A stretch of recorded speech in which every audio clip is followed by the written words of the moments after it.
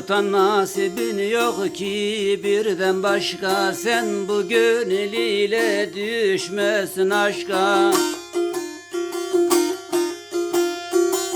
Birazcık sözümü tutsaydın keşke, saman alevince parlar sönersin. Birazcık sözümü tutsaydın keşke, saman alevince parlar sönersin.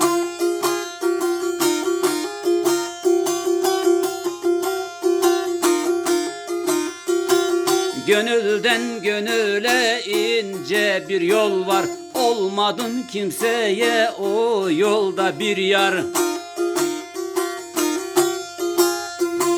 Şöhret sarhoşusun, dünya sana dar, zaman alevince parlar sönersin. Şöhret sarhoşusun, dünya sana dar, zaman alevince parlar sönersin.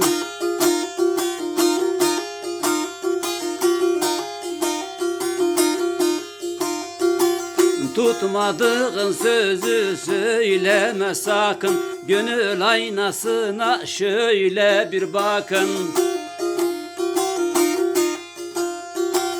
Kendini kimlere görürsün yakın, saman alevince parlar sönersin.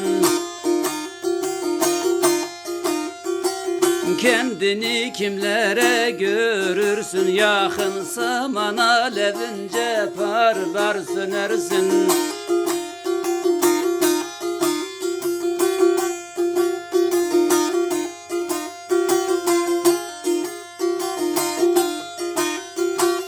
İşret meclisinde çalar söylersin, serhoşla berdoşla gönül eylersin.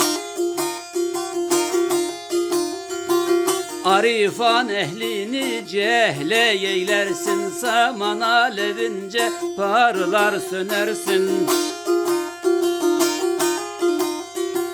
Arifan ehlini cehle yeylersin, saman alevince parlar sönersin.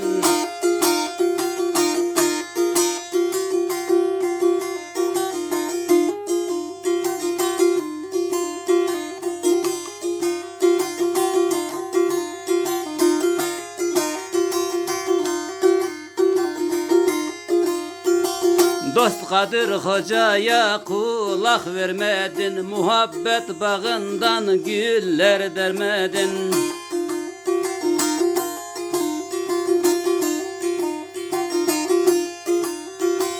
Özün türab edip yere sermedin, saman alevince parlar sönersin.